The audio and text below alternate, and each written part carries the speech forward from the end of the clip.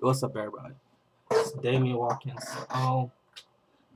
Doing my review on a new Spider-Man movie that just came out on the 3rd of July, The Amazing Spider-Man. Just left the movie theater. It's over here. I took my kids to go see it. I guess Sony Entertainment Productions is totally doing a whole new reboot on the entire series. Um, just real quick lineup. All right, the new actor that's supposed to be playing Peter Parker slash Spider-Man is no longer Tobey Maguire, as you can see from the previews and trailers. It's now Andrew Garfield. All right. Mary Jane, she's no longer, as far as like this first movie go, is no longer the character in the movie, or maybe in the sequel, which I'll tell you about that in a minute. All right, it's supposed to be Gwen Stacy, and that is being played by Emma Stone. All right, new script writer. All right, which a lot of people don't pay attention to, but which is very important.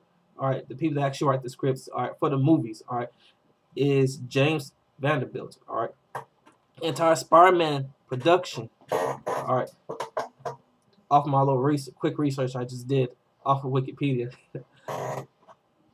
The scriptwriter slash director, all right, was Sam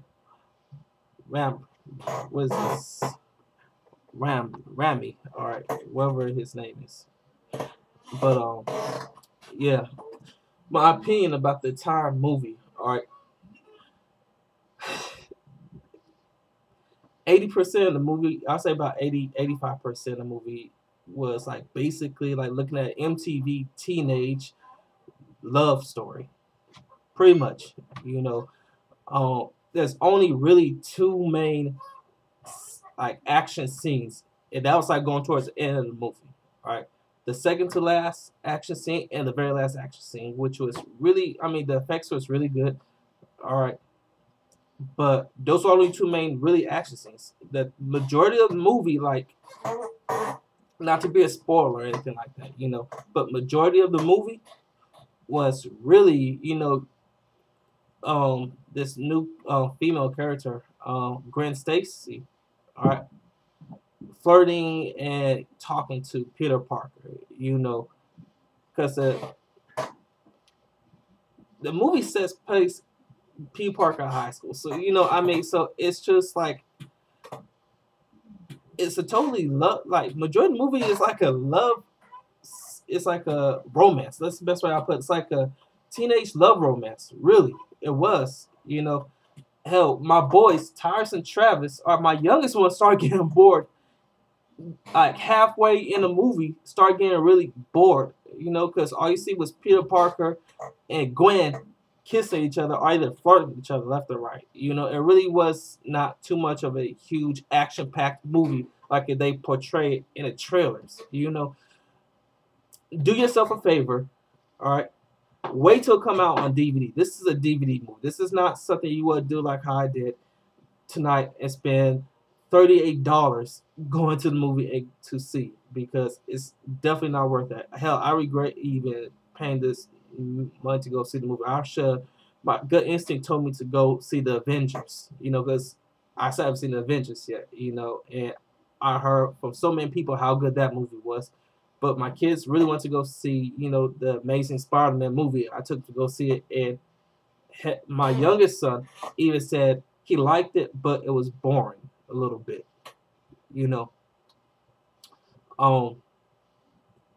Very interesting too, because I mean, compared to the other Spider-Man movie series, all right, because a lot of people was complaining about Spider-Man 3 really sucked. It was all that good compared to number 1, especially number 2.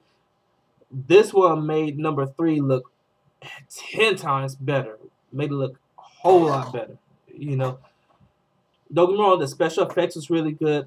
I did like how in some parts of the movie you actually was able to see through the eyes of Peter Parker, while he was Spider-Man web slinging. That was pretty cool, but that's like every so often, But other than that, I mean, the majority of the movie was really boring. I don't like romance movies. I understand the concept of having a little bit of romance into the movie, but it really takes away from the movie when majority of the movie is nothing but a big romance.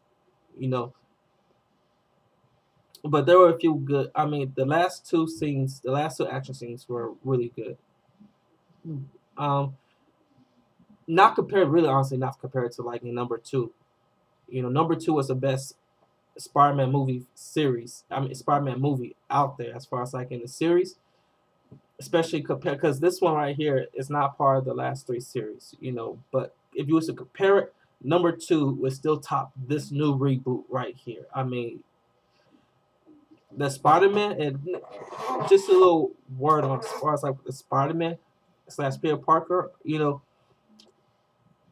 Because if you remember, especially in the comic books, Spider-Man's supposed to be portrayed as this kind of nerdy-ish, kid, getting picked on, and then he obtained the Spider-Man powers.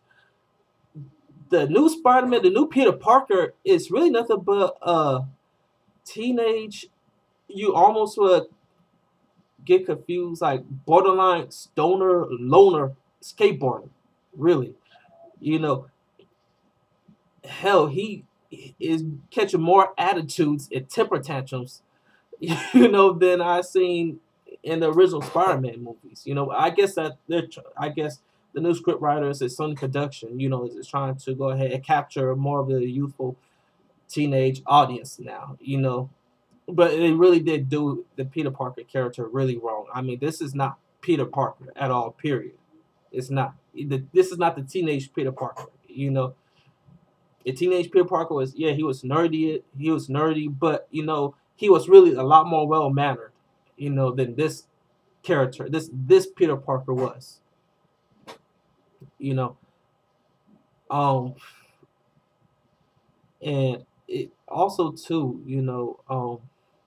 there's just so much that was just so wrong with this movie. I'm not gonna lie. This the production was really good as far as like the special effects go, but the storyline sucked. The storyline really did suck. They did try to keep it within the parameters of the comic book for some of the part, but I just didn't like really I didn't like Peter Parker character, I didn't like it at all. That's definitely not the Peter Parker that we know in the comic books.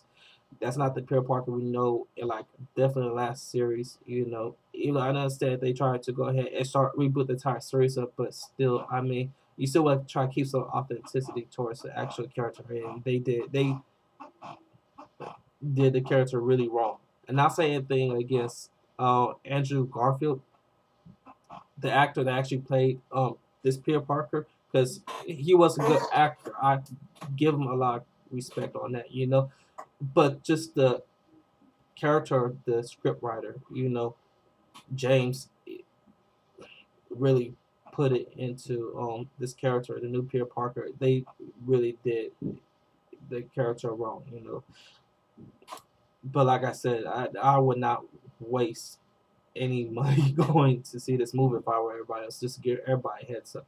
The movie was really not that good. It really was. It was like it really is. It's a movie you would wait to come on Blu-ray disc to see at home. It's a rental, a weekend rental. That's about it.